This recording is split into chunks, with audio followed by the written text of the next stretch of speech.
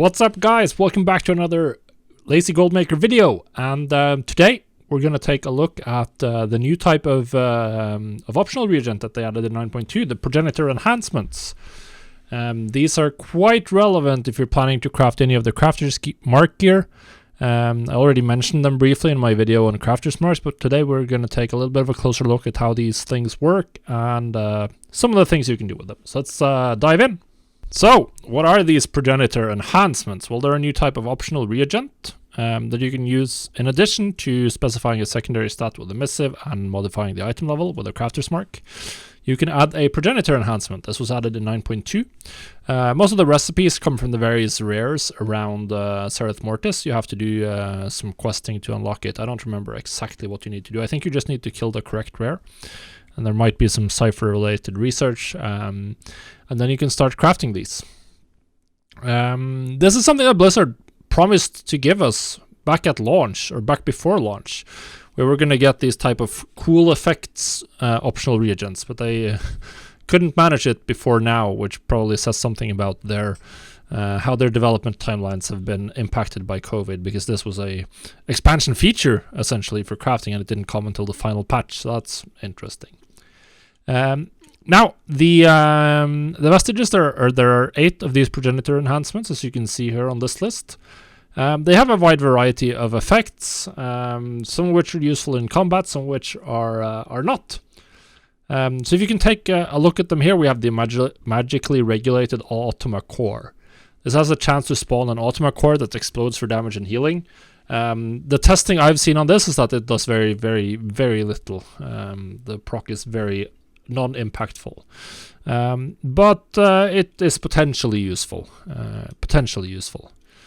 It is a damage proc, which makes it useful for combat, and generally speaking, that's something that people are willing to pay for. That's one of the things people are most willing to pay for, in fact. Then you have the Cosmic Proto-Weave. This increases avoidance and sometimes heals you when taking damage. This would be relevant for soloing, or for tanks, pretty much, and that's it. Anyone else wouldn't care about this. Although avoidance can be a little bit useful in raid as well. So you could see people picking that up for that reason. Infusion Corpse Purification. This is completely useless for any combat chance. It has a chance to give additional resources from corpses. And based on the testing I've seen on Wowhead comments, this infusion is very low value. Next up, we have the Aelic Harmonizing Stone. This has a chance to harmonize stone, granting primary stat. So this is a chance to spawn a little orb, and when you pick it up, you gain some main stat. So this is one of the ones that sounds really good on paper. Apparently, the orb is quite hard to see. Now, personally, I've been crafting this one on all of my item level 262 gear, and it's been flying off the shelves. Mainly just because this is the only combat useful one that I personally have access to. But for me, this one has been working. I know it's not super good, so whether or not you want this one or the magically regulated Automa Core, it's a little bit hard to say. But both of those are the main ones for in combat. Then you have the Pure Air Sail extensions. These are interesting. They increase your speed and your ground mount speed while in the Shadowlands. So this one can give you a full speed set, which can be useful for niche cases. I've seen people say that this is only active in the Shadowlands, which of course makes it a little bit of a less useful. But in general, this is quite, moving fast can be useful. That can always be good. There might even be a case of just having like a mount set to swap to automatically, although that would be a lot of slots. But having just a couple of pieces of this might be useful for people who travel a lot, farm a lot. If you're farming, for instance, let's say mining and herbalism in Zereth Mortis, then this would be quite useful for getting around quickly. The Erratic Genesis Matrix has a chance to do damage after building to 5 stacks when you take damage. This is pretty good for tanks, apparently. Like, does respectable damage in M+ if you're running this. So this one is useful on plate and leather gear, as tanks would actually want this. Devourer Essence Stone. When you kill an enemy, your highest secondary stat is increased by for 20 seconds. This sounds useful, but it's not, because in M+, for instance, you have to get the killing blow, apparently, was what the testing showed. which makes it almost completely useless. The chance of you getting any meaningful stats from this is just very low. You're probably better off just getting the magically regulated Automa core for some guaranteed but very small damage. Then you have the sustaining armor polish, which increases the duration of flask, elixir, and well-fed effects by 50%. A little useful. You might want to have this on your 262 gear if you're very stingy and don't want to spend gold on consumables, but overall this is a low value effect in my opinion. It saves you a little bit of gold, but not that much. Flasks aren't that expensive, and feasts or food buffs very rarely run out. They mostly run out to you dying in any content where that's relevant, so you're mostly just paying for 50% increased duration on flasks, which isn't nothing. It's going to stack up a little bit over time depending on what type of content you're doing and how many flasks you pop. Yeah, overall relatively low value. Now, one thing that is very interesting about these optional crafting reagent is that unlike every other optional crafting reagent that they've added in Shadowlands, well, except for the missives, the Aelic harmonizing stones are not bind on pickup, or any of these progenitor enhancements. They can be traded, they can be bought and sold on the auction house. So you can find all of them. Like I can look up magically regulated Automa cores if I wanted to. Well, if I manage to spell it correctly, we can look them up. Magically regulated Automa cores. We can see that I could add those to my armor if I wanted to for 3,400 gold. Yeah, that's cool. That also means you can move these around. If you get one of the good recipes and you have multiple professions, you can put your Aelic harmonizing stones on all of your gear, or magically regulated Automa cores on all of the gear you're crafting. I've been using the Aelic harmonizing stone on literally everything I've been crafting, so that's quite useful. And that also means that you have the chance to sell these, as you can see here. Like this guy is selling the magically regulated Automa cores on the auction house. Not sure if this is how this looks like some pretty extensive profit to me.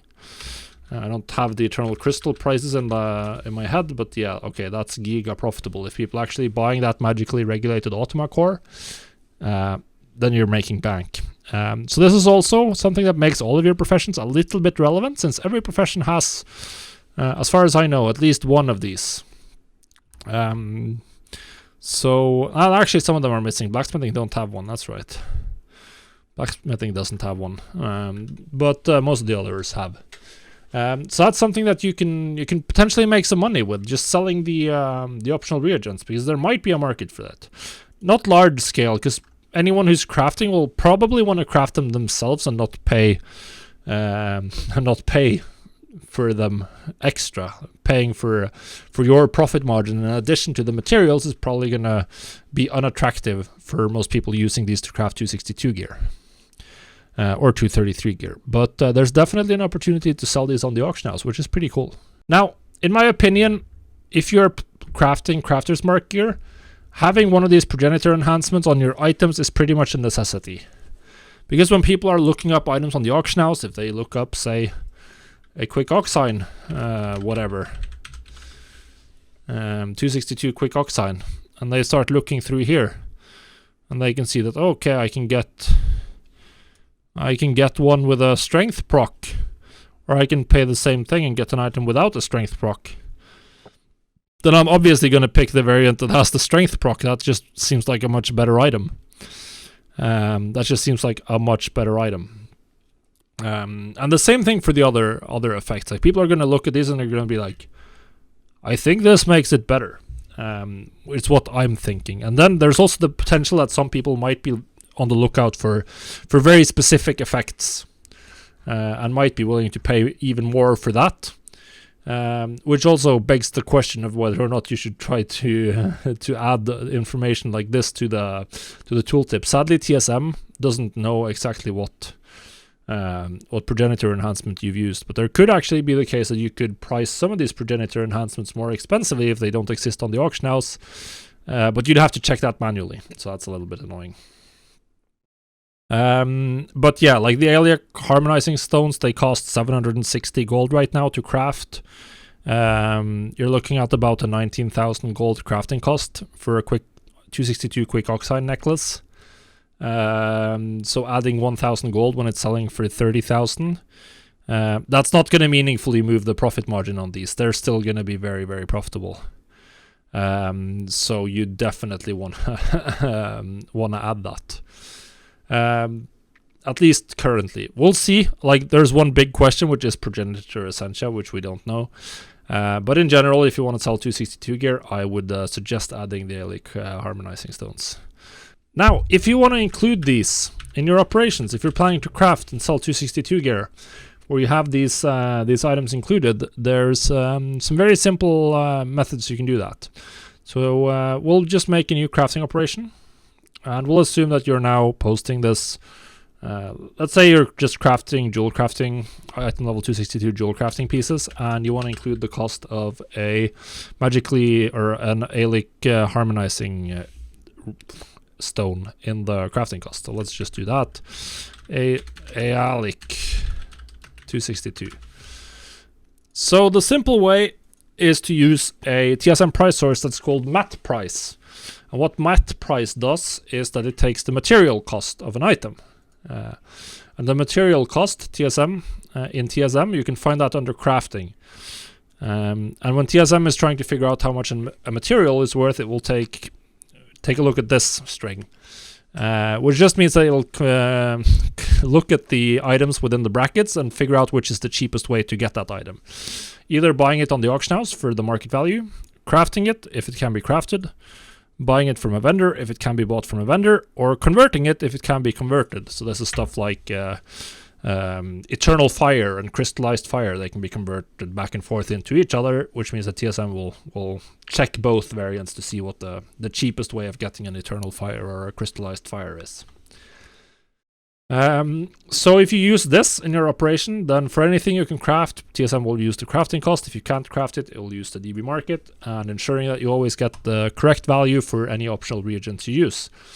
So if you go back to the operation that I just made, what did I call it? Aeolic 262. There it is. Then we want to set the minimum price to, I always use 120%. You can almost always, you can use something else if you want to. Obviously, we need the crafting cost of the base item, or the item with the crafter's mark, and that's just going to be crafting. By default, it will then use the jewel crafting cost if you want to make sure that it sets up, includes the cost of your other crafter's mark if you're using another combination of crafter's marks. Because one of your other professions is cheaper, then you can take a look at my video on that specifically. And that'll put you in the right direction. There should be a link in the video description. And then we want to add the cost of the Aeolic harmonizing stone, and that's going to be mat price, and then the item ID, which you can find that on Wowhead.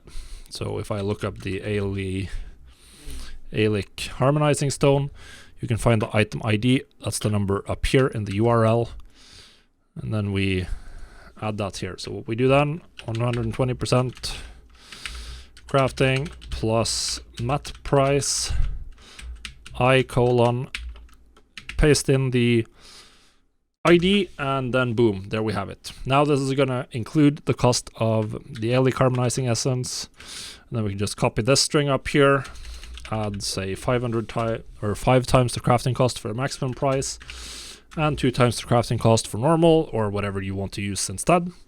And there you're ready. And if you wanted to do this with any of the other optional reagents, then you just look up their item ID instead.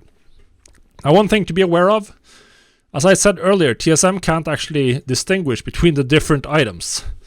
TSM doesn't know the difference between a quick oxide necklace based on with an Aeolic harmonizing stone and one without any progenitor enhancements, or one with one of the other ones, which means that you can only include the cost of one of them in your operation. So in posting this, TSM can't know exactly which progenitor enhancement you use, and it doesn't know what progenitor enhancements the other items on the auction house have. So you'll just have to pick one. Maybe if you just use one, then it's very simple, then you just use that. If you're using different ones, or planning to use different ones, then the best approach is probably to have multiple posters. multiple posting characters, and then they can have their different profiles. They can have different TSM profiles, and then you can have each of them valuing their items according to their rules. But that only matters if you're trying to overcut on some of them. So maybe you notice that one or two of these materials or one or two of these optional reagents is very seldom on the auction house, but you know that there's demand. Then maybe you want to post that for 10,000 more just to see if you can get some sales for a significantly higher profit margin. Which might be the case, but only if one of these progenitor enhancements is actually significantly more useful for a purpose. And if we're looking at these quick oxine pieces right now, one thing that stood out to me is that the tanking power, the erratic genesis matrix, was not available currently. So if you wanted a haste necklace for tanking, then you couldn't find one. I'm not sure if there are any tanks who want haste, but you could potentially make that and try to sell it for 10,000 more, and that might work. If you're looking to sell just the ALE carbonizing or stones or the other optional reagents, then a very simple normal crafting based operation, just 120% crafting as the minimum price, and then 2 times and 5 times as the normal and maximum price will work really well. There's a TSM group with that information, or based on that setup, in the description. In the linked blog post at lazygoldmaker.com, you can get there and import that if you want to sell any of these. One thing to note, these bad boys do have a little bit of a vendor sell price. They vendor for 25 gold, which means that they do have a deposit cost. So you don't want to post too many of these at a time. I would suggest starting with like 3 to 4, posting 3 to 4 at a time, and then scaling that up or down based on how many you can actually sell in your realm. I've seen other people sell these. I haven't tried selling them myself, so I can't tell you what the optimal setup is, but that's what I would suggest. So yeah, that's it. That's what you need to know about progenitor enhancements and how you can take advantage of them. So I've been using these in all of my 262 pieces. I've sold 262 gear for about 2.5 million so far. I haven't crafted them in a while because I've been sitting on all of my progenitor essentia. I'm saving them for rank 7 legendaries, which will be coming out real soon. And otherwise I would perhaps have crafted more and sold more, but I was a little bit late to that market. But either way, these things are pretty cool. They're very useful, and definitely some of these have a much higher cost on the auction house, and could potentially be crafted for quite a bit of profit if people actually care about these effects. So don't be shy to throw some of these up on the auction house. The cost is not that high to just crafting 1 or 2 and seeing if you can sell them. And yeah, good luck. If you liked the video, leave a like. That way YouTube will make sure you get more of the good stuff. And if you enjoy the channel, make sure you add a subscription as well, because that way you can get all my videos.